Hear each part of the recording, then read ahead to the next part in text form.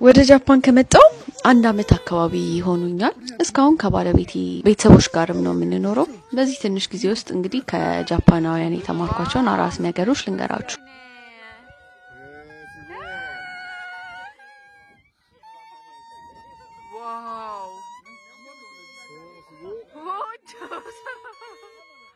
የመጀመሪያው ጋምባሪማስ የሚል አባባል አላቸው ትርጉሙ የተቻለኝን በሙሉ አደርጋለሁ እንደማለት ነው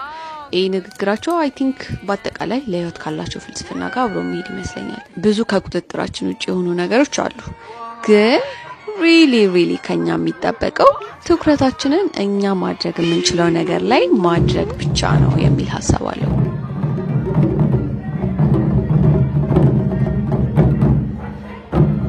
ሁለተኛው ሾጋናይኔ የሚል አባባል አለ የቻልኩትን በሙሉ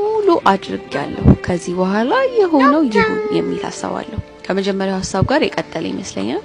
ከነሱ አቅም በላይ የሆኑ ነገሮች ጋር ሰላም ፈጥረው መቀበል የሚችሉበት የዘውትር ፍልስፍናቸው ነው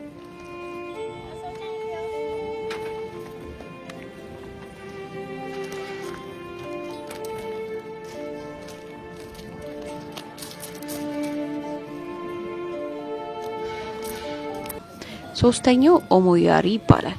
ይሄ ደግሞ የሰዎችን ፍላጎትና ምቾት ይሰጣቸዋል ብለን የምናስባቸው ነገሮች ከትንሽ እስከ ትልቅ ሊሆን ይችላል አፋውጥተው ከመናገራቸው ከመጠየቃቸው በፊት የምናሳያቸው የደግነት ባህሪ ነው ይሄ ሐሳብ ጃፓናውያን ተከባብሮ አብሮ ለመኖር እና ለጤናማ ማህበራዊ ግንኙነት ያላቸውን ትልቅ ቦታ ያሳያል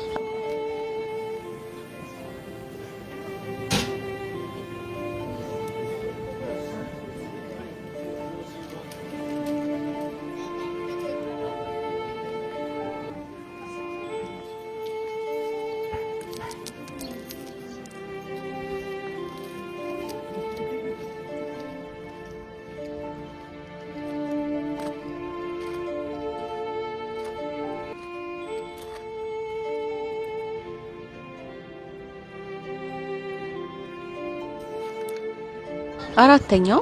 ሞታይናይ የሚሉት አስተሳሰባቸው ነው በቀጥታ ሲተረጎም አይብክነት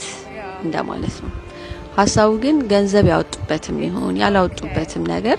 እንዳይባክን የሚያደርጉትን ጥንቃቄ ያሳያል ለዛም ነው አንድ ጃፓናዊ ቤታችሁ ቢመጣ እና እንጀራ ብታቀርቡለት ከአቅሙ በላይ ካልሆነበት በስተቀር ጭርስ አድርጎ ጥርግ አድርጎ ነው የሚበላው ምክንያቱም በጃፓን ባህል አስተረፈ ማለት ሞታይናይ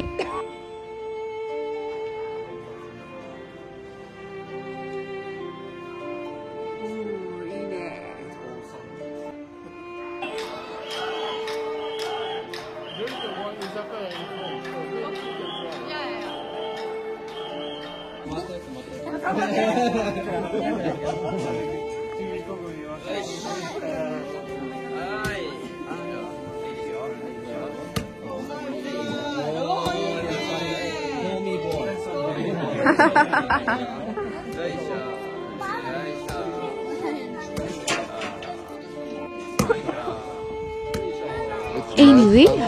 ሐሳቦቹ ከጠቀማችሁ ለጓደኞቻችሁ ሼር ማድረግ አትርሱ ስለ ጃፓን ባህል ተጨማሪ ቪዲዮ እንሰራላችሁ ከፈለጋችሁ ኮሜንት ላይ አሳውቁኝ ባይ ባይ